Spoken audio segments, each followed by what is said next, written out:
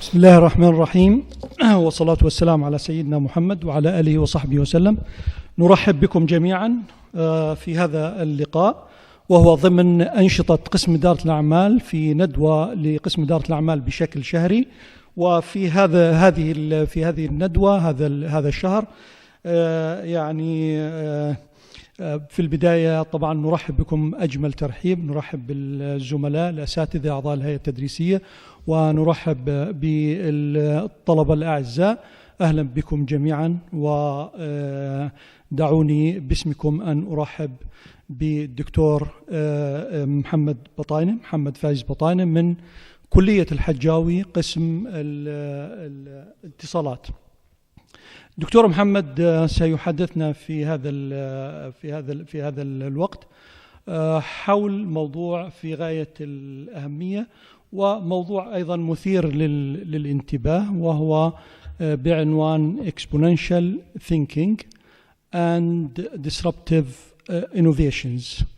وهذا الموضوع هو ذو صلة في البزنس وفي الإدارة وفي أيضا محاور مختلفة اقتصادية. نشكره على تلبيته لهذه الدعوة، ونرحب به مرة أخرى، وسنترك المجال له لكي يوضح لنا هذا المفهوم اللي هو جديد ومعاصر. وبعد 45 دقيقة تقريبا من الإلقاء لهذا الموضوع سنفتح الباب لكم للأسئلة والاستفسار والتعليق حول هذا الموضوع. فنرحب مرة ثانية وندعوه ليتفضل مشكورا. أهلا وسهلا دكتور.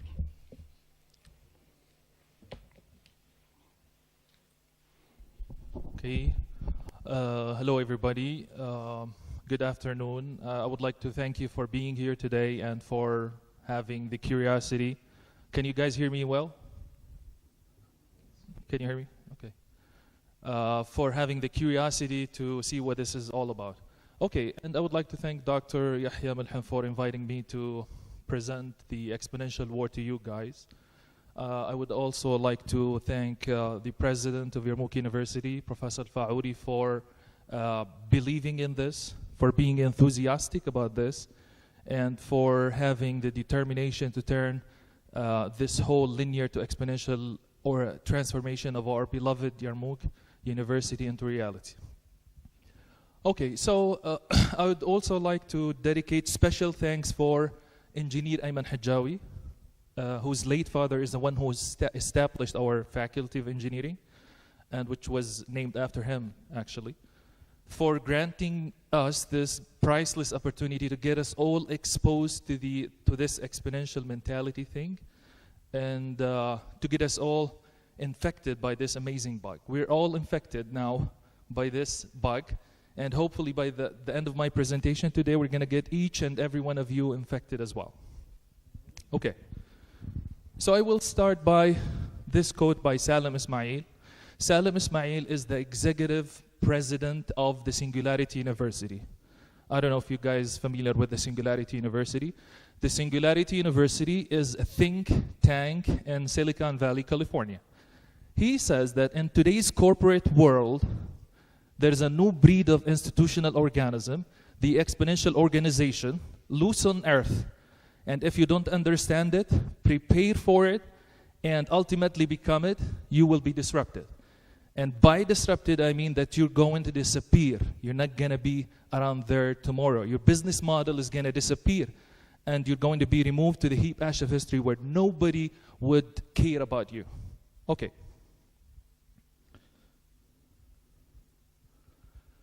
So in my presentation, I will begin with 3 failure stories, okay, and then I will explain the linear exponential deception.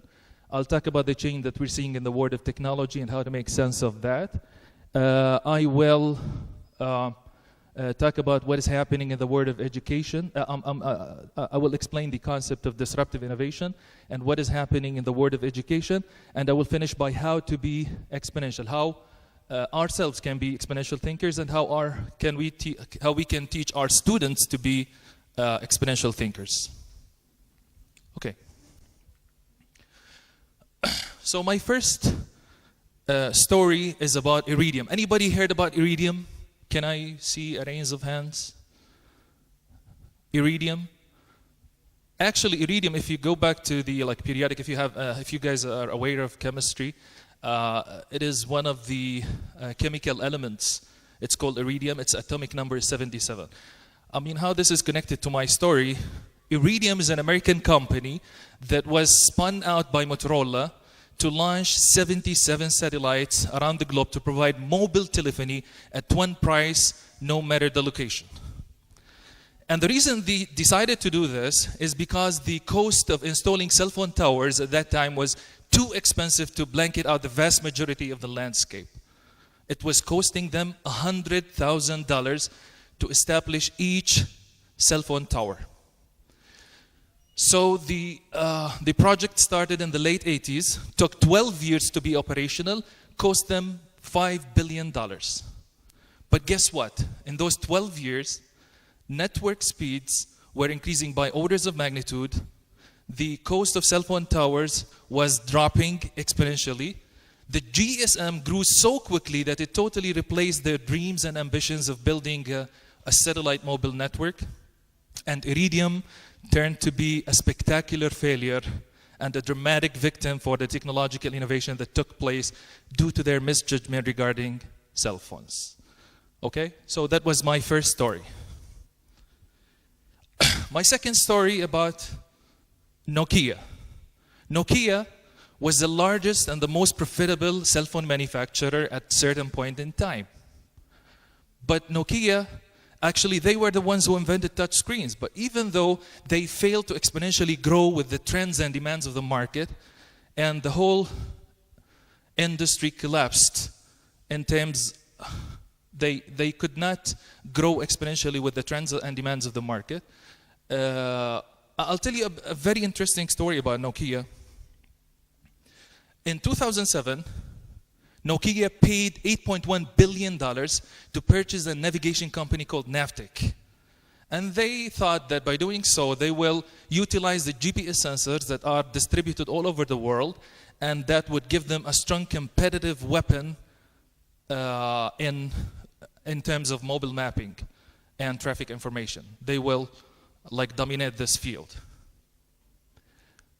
But unfortunately for Nokia, there was a startup, an Israeli startup company called Waze, which found a much easier and cheaper way to gather traffic information. They crowdsourced location data from the GPS sensors on people's smartphones. So they accessed information already available on people's smartphone. So now look at this. Nokia, in 2013, Google paid $1.1 billion to purchase Waze. Okay, now look at this. Nokia paid a fortune to acquire Navteq, which is a navigation company. Okay, and Waze already accessed information already available on people's smartphone for free. So Nokia's approach is characterized as linear thinking. Waze's approach is characterized as exponential thinking. So that gives you an idea of what is the difference between linear thinking and exponential thinking. Okay? Accessing resources that you don't own is a way of exponential thinking. So that was Nokia. Kodak also failed to see the exponential growth that happened in the digital world. What you might not know about Kodak is that they were the ones who invented the first digital camera. I don't know if you guys know this guy. Anybody knows who this guy is? This guy, this gentleman here is called Steven Sasson. He worked for Kodak, and he was the one who invented the first digital camera ever, which seems a little bit clunky. The resolution of this camera is 0.01 megapixels, which means that photographs taken by this camera are 100 pixels by 100 pixels. If you compare this, for example, to my iPhone 6 Plus photographs, which are 8 megapixels in resolution, each photograph here is 8 million pixels by 8 million pixels. So if you compare 100 pixels by 100, so you can imagine how terrible and horrible that is. Okay. In 2012, Kodak declared their bankruptcy after having invented and then rejected the digital camera. They could only see the resolution. When this guy took this invention to Kodak, they could only see the 0 resolution at that time, okay? And that's why they decided to hold the development at that time. What Kodak failed to see is that resolution was moving in a perfect exponential trend that was doubling in capacity and performance every year. So if they waited for 9 years, they will reach the 2 megapixels. You start by 0.01 megapixel. Next year is gonna be double that. It's 0.02, and then 0.04, and then 0.08, and then 0.16, 0.32, 0.64, 1.28, 2.56, and that's when you reach the 2 megapixels, that's when you no longer buy a film camera anymore. And that's when chemical photography was disrupted and digital photography took over. So in 2012, Kodak declared their bankruptcy after having invented and they rejected the first digital camera ever.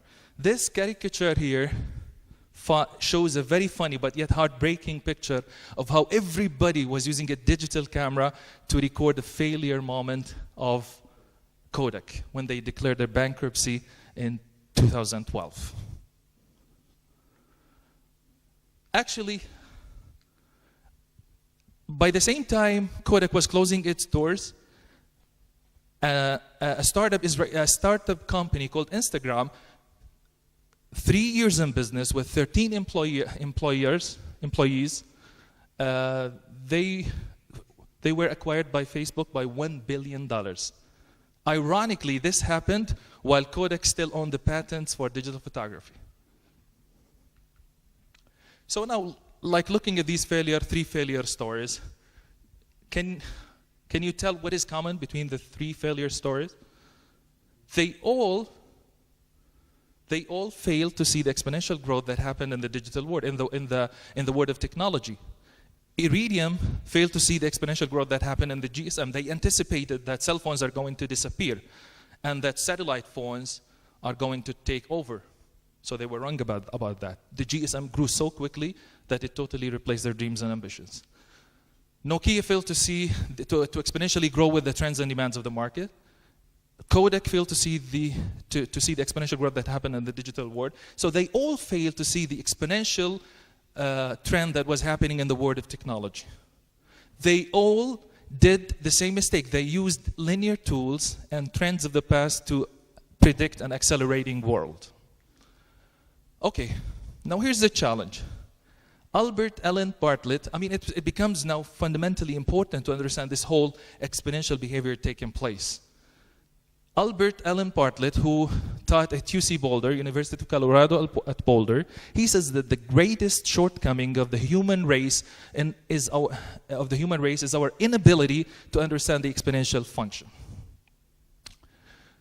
So let me explain this, and they call this the linear exponential deception. As we grew up as humans, the world around us is linear. The observable universe moves on a linear path. So the day has 24 hours. The year has 365 days. The seasons come and go on a very predictable linear schedule. Now, if I ask you to take 30 linear steps, each step at a time, how far would you get? 30 meters. It's super easy. It's predicted. Especially that we've got good sense of how far that is. For me, I would think it's probably going to be by the end of the door, by the end of the hall, or a little bit farther. So that's easy. Now, if I ask you to take 30 exponential steps, so each step is twice as far as the previous step. Okay, so instead of going 1, 2, 3, 4, you go 1, 2, 4, 8, 16, 32, 64, and so on and so forth. So in 30 exponential steps, how far would you get? Can I have any guesses? 2 to the power 29, that's right. And that's how much? Give me an estimate. It's 1 billion meters. It's 1 million kilometers. That's enough for you to go around the planet Earth 25 times. That's to the moon, back from the moon, and to the moon again halfway. So, I mean, that gives you an idea of what is the difference, what is the big difference between linear and exponential. So we'll cover this a little bit as we go. So these are exponential trends. This is linear thinking. Now looking at this graph, there are 3 important points. The first point is, it's called disappointment. Because, I mean, exponential trends, they start out very slowly at the beginning. They inch forward at the beginning. And because our linear mind wants them to be bigger, so that's why we come to a word of disappointment. I don't know if you guys are familiar with Google Glass. But the first time Google released their Google Glass, they were very expensive. Battery life was terrible. Functionality was pretty poor, and you look like an idiot wearing them. So if somebody gives you a Google Glass at that time, you will dismiss it. You'll get disappointed, and you'll dismiss it, because to you it's not good, and it's not going to be good. So you come to a word. This is a classic case of disappointment. And then comes the second point, where the linear curve crosses the exponential trend. And that's called the iPhone moment. And that's when Steve Jobs got on stage and showed the whole world the iPhone for the very first time. All the people that attended the keynote speech of Steve Jobs at that particular day, they looked at their brand new Nokia phones, and they threw them away because they never compared with the magical iPhone. The iPhone was more of a mini computer rather than a regular phone. So everything changed from that moment. And then comes the third point, which is chaos and amazement. Chaos and amazement is the word that we're living in right now. Today, smartphone penetration in Kenya is 7%. In 3 years, that number is going to go up to 90%. So in 3 years, all of Kenya is going to be online, on the internet. So that's chaos and amazement. See, if we look at the yellow curve here, like if we talk about the digital photography, when Kodak started, the resolution was 0.01 megapixel, and then it was 0.02, 0.04. When it arrives this point, at this particular point there, it was 2 megapixels, and that's when you no longer buy a digital camera anymore. But anybody who's looking at the resolution that is growing here in this region gets disappointed. And that's why he dismisses like the technology. That's why Kodak decided to hold the development at that particular time, because they could only see the 0 resolution at that time. But if they waited like for 9 years, then the resolution will grow and reach the 2 megapixels, and that's when you no longer buy a film camera anymore. That's when the technology becomes disruptive. The digital photography. Kodak disappeared. They declared their bankruptcy in 2012. Okay. So now, if you decide to stay linear in this whole accelerating world, then that's your path to doom in your thinking. You will disappear. Your business model is going to disappear. You're not going to be around there tomorrow. You're going to be out of the game, and you're going to be removed to the heap ash of history where nobody would ever care about you. And that's exactly what happened to Iridium, Nokia, and Kodak. They all did the same mistake, as I said. They used linear tools and trends of the past to predict an accelerating world. That's the mistake that they did. Okay, so now talking about future exponentials and the future being exponential, let's unpack this term a little bit. It's kind of a weird term, but if you think back to your Math 101 class, you'll find that exponential trends doubling every time period, if you meet that out, it's going to always look something like this. So instead of going 1, 2, 3, you go 1, 2, 4, 8, and so on and so forth. And probably one of the most important and well-known exponential trends in the world of technology is known as Moore's Law. Moore's Law, this is Gordon Moore, co-founder of Intel. 50 years ago, he formulated a law that is called the that was named after him, Moore's Law, which says that in the last 10, he noticed that he published in a paper actually, he noticed that the number of transistors per square inch in integrated circuits was doubling every year. And then he predicted that's going to be true for the next 10 years. And then he revises for observation to be true, to be doubling like every 2 years. And this has been true for the last 50 years. Like for example, if you can put a transistor now per square inch, next year that's going to double. So you can put 2 transistors, and then 4, and then 8, 16, 32, and so on and so forth. And that has been true for how long? 50 years. So that's called Moore's Law. So to make this a little bit tangible and to give you an idea of how this looks like, this is ASCII Red. ASCII Red was commissioned to, in 1997, cost $55 million. That was one of the most powerful computers that was commissioned to Sandia National Laboratories. They did atomic weapon testing using this thing. This computer here was the size of a tennis court, okay? And it was one of the first computers that broke through 1.3 teraflops. That's 1.3 trillion floating point operations. So if you want to have a sense of that, imagine that you would do 1 trillion. Trillion is 1 million millions, 10 to the power 12. So imagine that you would do 1.3 million mathematical operations like addition, adding 2 numbers, 2 and 2, in your head in 1 second. Imagine that that's what this computer could do. So 1.3 teraflops. So that was ASCII Red, 1997. 9 years later, you walk into Best Buy, you buy PlayStation 3, which was commissioned by the end of 2006, cost you $499 with 2.1 teraflops. That's even more compute power, okay? And so you go from something that you deploy to do atomic weapon testing with to something that you can play and destroy the earth on a big screen television. So you go from something from $55 million, 1.3 teraflops, to $499 with even more compute power. And there's a different way too. This guy here is called the Pi Zero. This is a full scale. By the way, this is a full, which was released by the end of 2015, which is a full scale computer. It is the size of a credit card.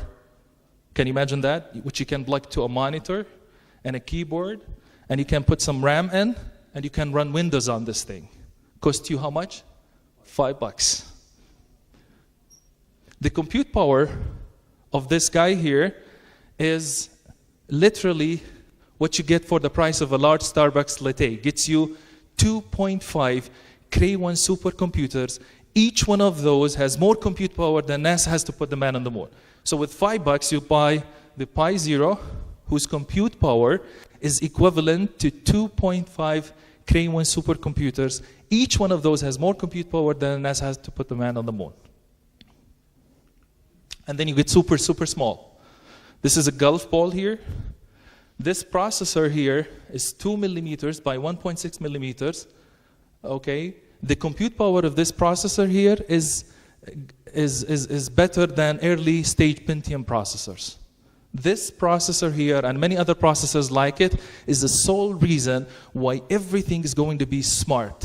No question about it.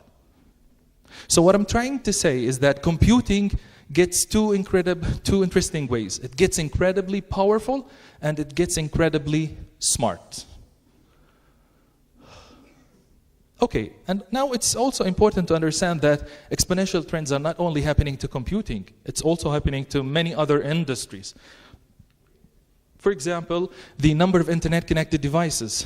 Okay, in 2003, we had 500 million internet-connected devices. In 2012, that number went up to 8.7 billion internet-connected devices. Today, in 2017, we have 28.4 billion internet-connected devices. By 2020, that number is going to rise up to 50 billion internet-connected devices. By 2030, we're going to have 1 trillion internet-connected devices as we information enable every aspect of life by the Internet of Things, the IoT. Can you imagine the phenomenal amount of information that is going to be available out there when we are going to have a 1 trillion. Trillion is like 1 million internet-connected devices. Okay? That means that we're going to witness an explosion in the rate of innovation as millions of new innovators will start to experiment and upload their businesses, services, and products and launch their new businesses online. If you think that the rate of innovations have been fast in the recent years, well, let me be among the first to tell you that you have not seen anything yet. A world of chaos and amazement is still ahead of us. We are just 1% down this road. Okay, by 2030, we're going to have a 1 trillion. Now we are 50 billion. If you divide 50 billion by 1 trillion, it's like 1% or 2%. Okay, it is also important to understand that this exponential trends, this exponential behavior is also happening to many other industries, and I will just peel out one particular significant industry that will fundamentally change the way that we live our lives, and that is DNA sequencing. I don't know if you guys are familiar with DNA sequencing, that's biology. DNA sequencing is particularly, simply, basically, it's reading and writing your DNA. And the reason why this is important is that when you're able to read and write your DNA, then you can attack a cancer cell in on a microscopic level, and literally you can kill that cell. You can eradicate diseases. You can create crops. You can copy and paste from the genomic structure as easy as you can copy and paste from a Word file. As simple as that. So the first time they did DNA sequencing was in 1999 in a project called the Human Genome Project. It cost them $2.7 billion to sequence the first human genome ever. Okay? And 7 years worth of effort. So it took them 7 years to sequence the first human genome with $2.7 billion. Can you imagine that? In 2007, that number went down to $350,000. There was a company that started to do DNA sequencing as professional and commercial service. So you go from something that you can only do once to something that is still expensive but a lot cheaper comparatively.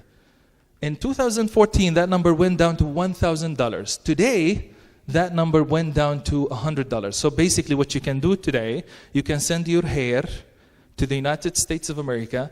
They can extract your DNA, fully sequence it, send it back to you next day with like $100. So looking at the cost curve of DNA sequencing, you go from something from $2.7 billion in 1999 to $100 today. So looking at this curve brings out two extremely important questions. The first one is, if it is here, if the price is $100 today, how much would it be by 2020, for example? And you ask experts, and they'll tell you that it's going to go down to pennies. So reading your DNA will be something that you do for free. And the second extremely question, what do you do with it? What do you do with reading your DNA for free by 2020? And I'll give you two examples. The first one is this. In the future, and this is not hypothetical, once you flush your toilet, it's going to run a full genomic sequencing on everything that goes in there and will give you a full health report. Well, it sounds crazy, but this is really happening. These people are really working on it. There's a Japanese company that is working on toilets like this. By 2020, once you flush your toilet, it's going to give you a full health report. And the second question is this. Everybody of us is losing cells, skin cells, follicle, hair. We usually tend to leave some things behind, like a gum, like a cigarette butt. By the end of my presentation today, me and Dr. Yahya maybe, we'll hover here, collect everything that you guys left behind, take it to the lab, extract your DNAs, and then generate 3D masks of the face of everybody that was here or visited this place and accidentally left something behind. And if you think that I'm telling like science fiction. This is kind of a science fiction. Let me have you watch this video.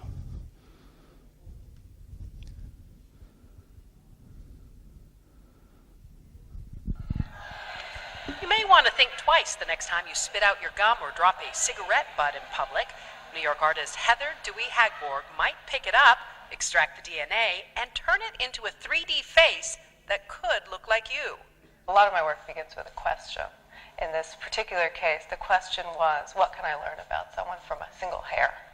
Once she finds a sample, she takes it to the lab to mine it for DNA and analyze the results. From a cigarette butt, I can learn where someone's ancestors likely came from, their gender, eye color, hair color, complexion. The information is fed into a computer program that generates a 3D model of a face. The way that I'm using code here is a lot like how a sketch artist would use a pencil. It takes about 8 hours to print in 3D at NYU's Advanced Media Studio. Then the excess powder is removed to reveal the disembodied face from a stranger's DNA. But there are limitations, like the length of a person's nose or shape of their face cannot be determined.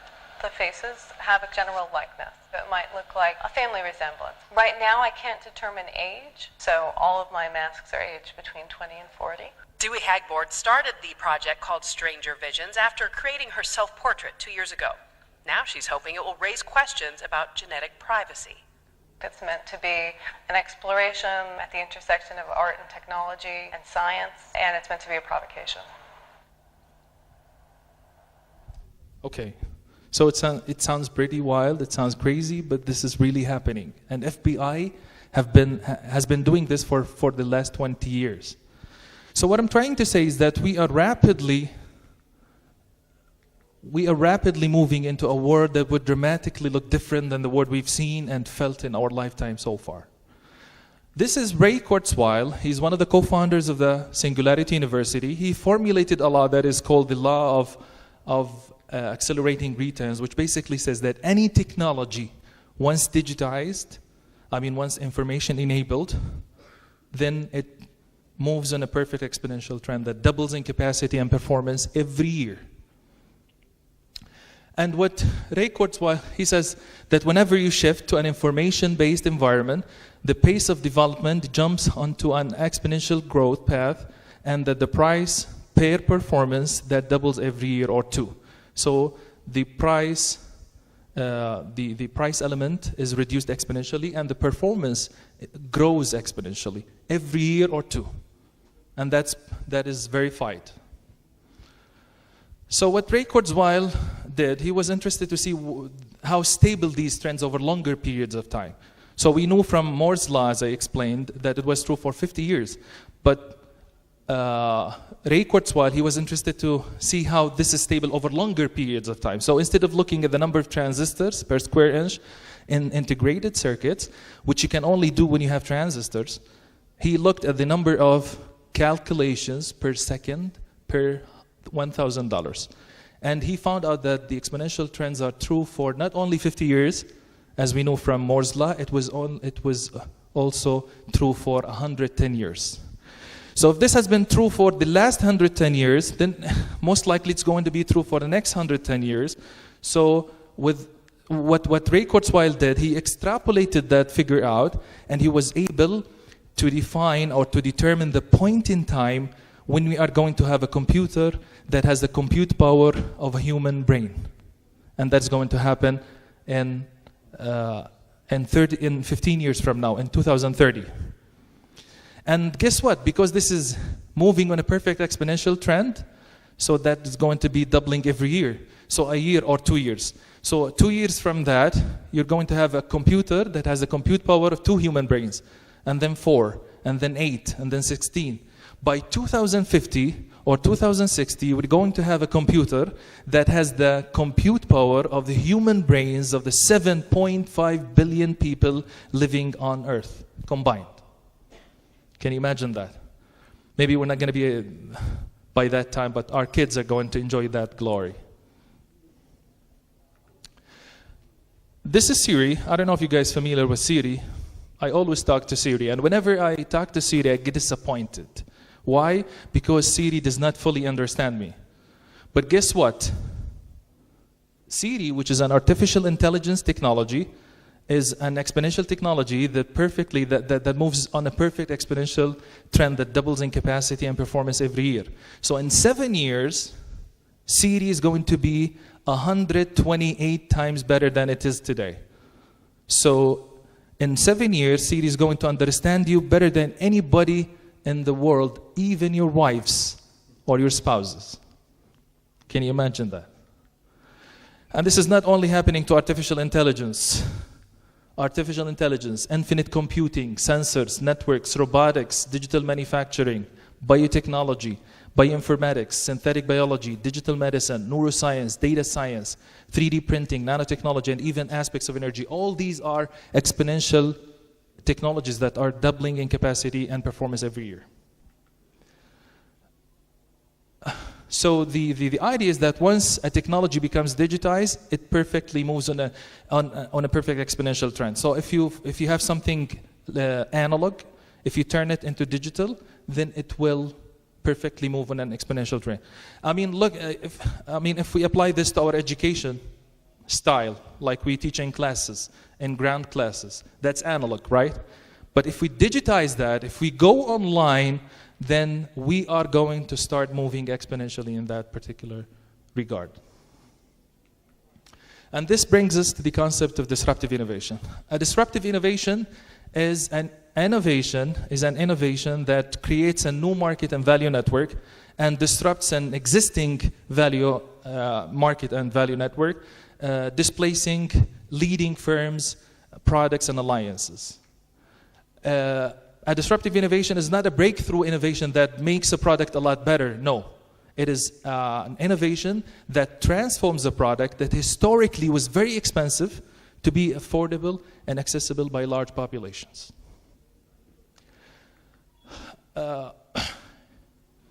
Salim Ismail, who is executive president of the Singularity University, he says that an industry is disrupted when it fails to see the exponential trend that is happening in the world of technology.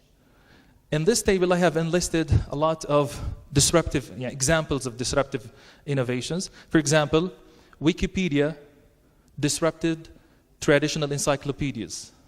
Okay? I don't know if you guys are familiar with Encyclopedia Britannica, but they ended their print production after 245 years in 2012. Why? Because Wikipedia provided free, it is based on volunteer people. I mean, its content is being constantly updated every day. Telephony disrupted telegraphy. Smartphones disrupted personal computers and laptops. Digital photography, as I talked about, disrupted chemical photography. Hybrid cars disrupted automotive industry. Okay, so I'll just go through quickly through examples of disrupted industries. Retail industry is being disrupted by online shopping. Retailers like the giant Alibaba, Amazon, and Souq.com have been growing exponentially in the last 10 years, and they're going to continue to grow. In the next 3 years, for example, online shopping is going to exceed hundreds of billions of US dollars. I don't know if you guys are familiar with these two guys. These two guys are Jordanian, by the way. This guy is called Fadi Ghandour. He's the one who started Airmix, that's right.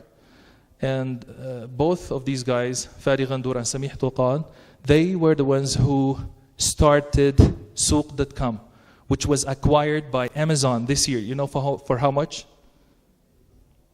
Amazon acquired Souq.com this year for $800 million.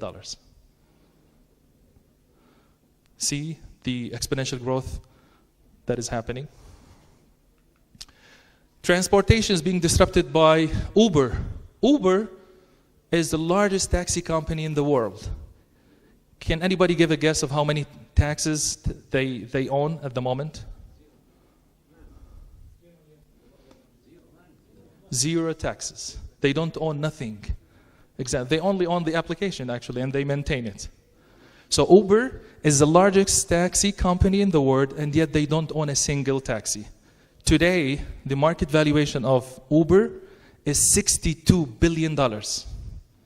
Airbnb also, I don't know if you're familiar with Airbnb. Airbnb is the largest hotel company in the world, and yet they don't own a single hotel. Kareem also is an example of Uber, yeah. Airbnb, the market valuation of Airbnb today is $30 billion US dollars, and that's more than Hilton and Hyatt combined. Automotive industry is going to be disrupted by electric vehicles like Tesla car and Google car. Can you imagine when the electric vehicle, the Google car, which is called the bubble car, which is self-driven by the way, and which is going to be autonomous, self-driven. There's no driver. Okay, will be out there and ready to go, and which will eventually cost $1,000. The whole automotive industry will be disrupted. The whole transportation industry will be disrupted. The whole oil industry will be disrupted. Even the medicine industry is being disrupted. The need for doctors are being significantly impacted by the phenomenal amount of information that is available out there online or on the internet. A 14-year-old kid called Jack was able to find a medical solution for his uncle who was suffering from cancer by doing a Google search that was adopted and accepted by Johns Hopkins. That's one of the huge medical institutions in the world. So if 14 and 15 years old kid can find a medical, can start a medical research online, can you imagine in 10 years how that's gonna affect the whole, our need for doctors? Even the solar energy is moving on a perfect exponential trend.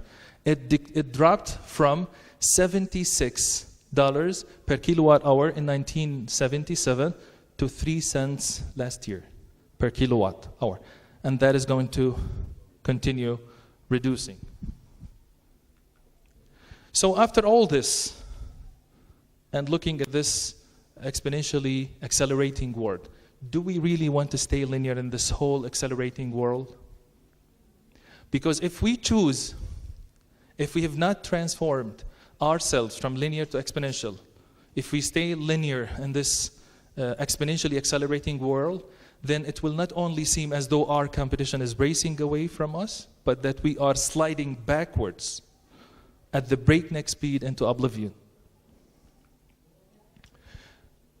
Bill Joy, and he's one of the visionaries in Silicon Valley, California, he says that the smartest people of the world will no longer work for you.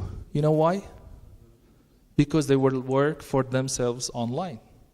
So they don't need to get hired by anybody. They are their own bosses.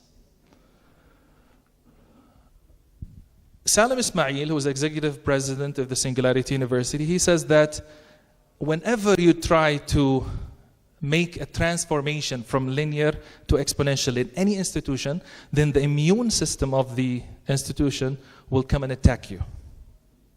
Because they resist the change. Okay, they can't transform from linear to exponential overnight. They will resist the change because they're afraid of it. And the reason, and he says that the solution for this is to establish on the side, to establish a special unit on the side, achieve exponential change, and then set an example and then infect everybody else. That's the solution. And that's exactly what we're doing at the Hijawi faculty, actually. We have so far infected 3 courses, the special topics, the communication skills, and the introduction to engineering by the exponential mentality, exponential thinking thing. Okay, so now I will finish by this topic of how to be exponential. How can ourselves be exponential thinkers? How we can teach our students to be exponential thinker? And I have put some requirements that we need to work on. The first thing is that we need our students to have a good command of English. They need to be fluent in English. They need to understand English very well. Our kids are spending too much time online. So why not to utilize that time to learn a new skill, a new language, anything that can benefit them in their lives. By the way, there is an application that is called Babbel. which you can download on your smartphones. If students of our students know how to use that, how to utilize that, that would be phenomenal to learn English. We need to introduce online education as a culture in our institutions, and that's a must.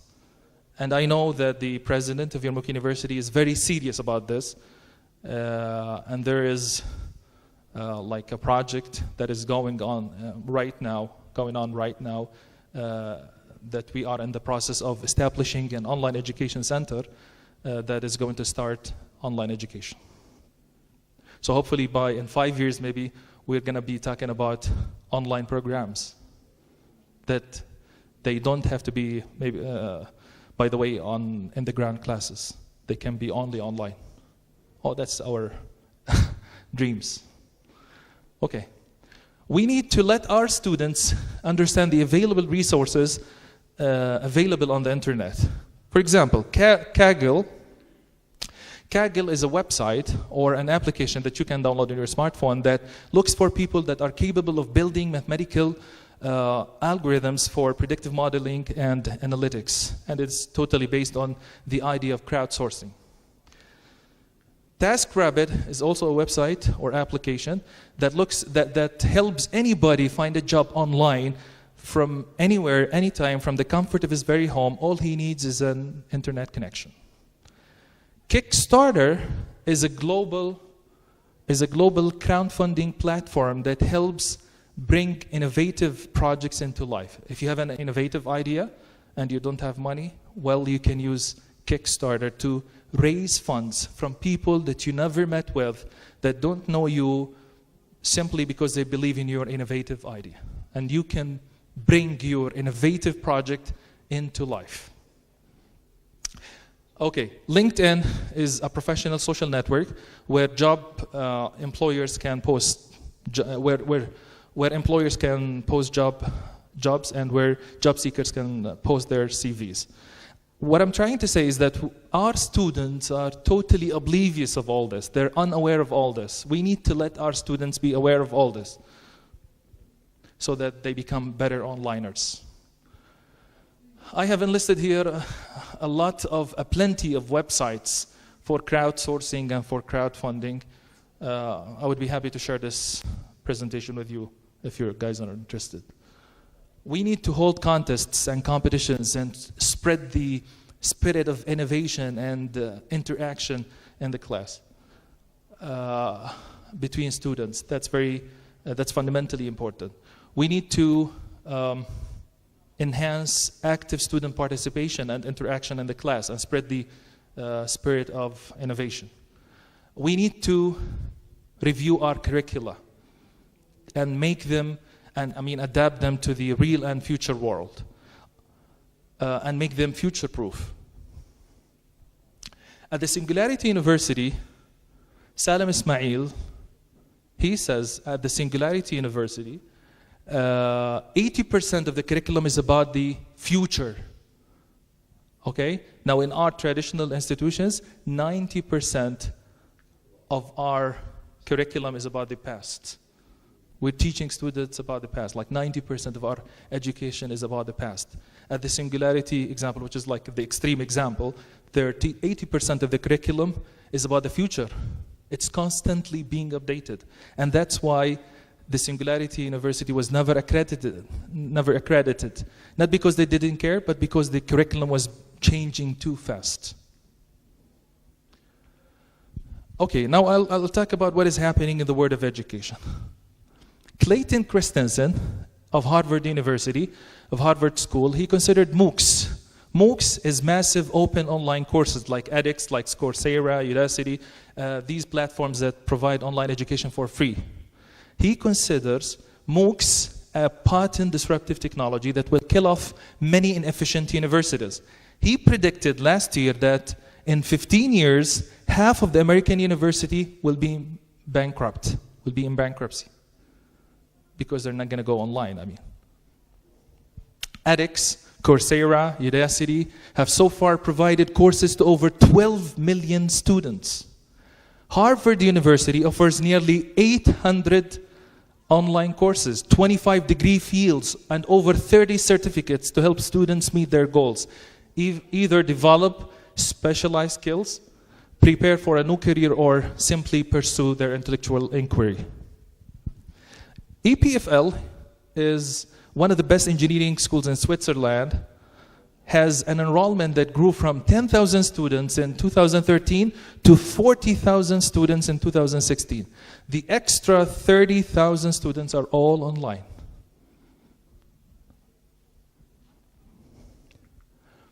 So, like for us, for Hijawi faculty for engineering technology, we have set like targets for ourselves. We need to reach 25% of online education by 2020.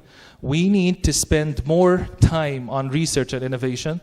We need to enhance active student participation in the class, arouse competitions and contests among students. Professors of Hijawi needs to be better onliners, and you can apply this to any college actually.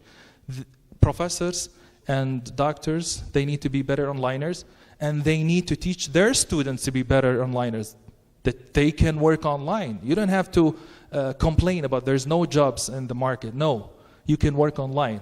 You just need to know about it. We need to let our students be aware of all this. I will just finish by this true story by Ayman Hijawi. He says that for 5 years in his company, he was trying to implement an ERP solution, financial solution. And the finance department was resisting that because they were afraid that once that was started, they will get fired. But when that was imposed and enforced upon them, the business grew. And when the business grew, all the people that were afraid of being fired, they were utilized in logistics. So what he's basically saying, that exponential growth will create a new world of opportunities. Hence, current employees will be replaced, not replaced. So they're going to be utilized somewhere else. I will just remind you that we are still here at this very intersection point where the linear curve crosses the exponential trend, and that a word of chaos and amazement is still ahead of us. We're only 1% down the road. If we have not transformed ourselves, our institutions, our universities, our companies, our business models from linear to exponential, then it will not only seem as though our competition is racing away from us, but that we are sliding backwards at the breakneck speed into oblivion. Well, thank you for your attention, and that's the end of my talk. Thank you. Thank you, Dr. Mohammed. Thank you very much for this amazing delivery and amazing presentation. I just want to بدي أسألك سؤال، بدنا نحكي بالعربي يعني بالعربي والإنجليزي. أنا سؤالي إنه هل هذا الإكسبوننشال هو محير في الفعل؟ هل هو يعني good, bad, fearful, or beneficial? I don't know. Is it good for us? Sometimes I feel that it is frightening me. It is really something that you think it is going to take us nowhere. And sometimes you think it's good. There are benefits, especially in medicine, yes, and stuff like this. And sometimes you think it is intriguing. Yeah. Okay. So myself, I'm always like being optimistic. I look at the bright side of everything. I never looked at the dark side of anything. I guess this is what is happening in the world of technology, and this whole exponential trend taking place is something positive. We need just to know how to make to utilize that and to benefit from that. Okay, you don't have to be like, for example, I will tell you that the 500 top companies in the world, 93 of that was off the list. Why? Because they stayed linear. Okay. That means that any person, any one of you guys can start a project, can start a startup, establish a startup company that is going to start growing exponentially in a matter of few years. He might be one of the 500 of the top 500 companies in the world. that is doable. Okay, we need to just to believe in this. دكتور فؤاد تفضل.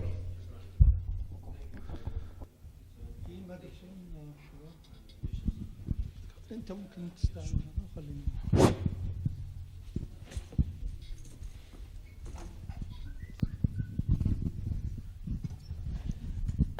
Thank you for your excellent presentation and inspiring presentation, in fact. I believe in order to have exponential thinking, we need to have what I call maybe exponential mindset. Unfortunately, our students are not taught in a way whereby they think exponentially, but they are, used to cram facts without, thinking creatively. And I think the World Bank report, the latest report, has, emphasized this point.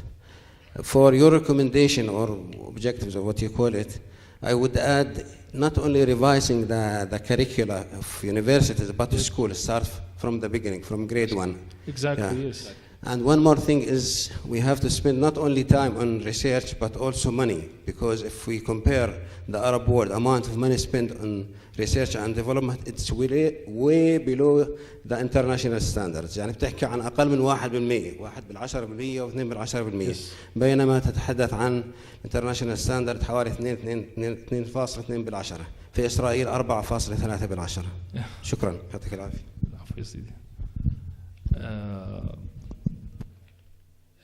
Well, I don't know. As I agree with you, that is, it has to do with our mindset. We need to work on our kids from the early beginning to teach them how to think exponentially and stop being linear thinkers. It's a mentality, it's a culture that we need to learn. Yes, but we need to let them know about all this. All these stories. We need to tell them about Nokia, about Kodak, how they behaved, how they were disrupted, how they disappeared from the market because they stayed linear. I don't think that we need a lot of money we can start from scratch.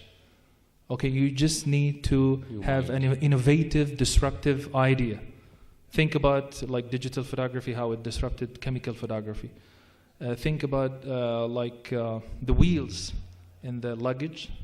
That is a disruptive idea, right? We need minds, yeah. We need to brainstorm and teach our students how to brainstorm innovative ideas, disruptive innovative ideas. And you think outside the box. As I mentioned, about Instagram, it was 3 years in business, 13 people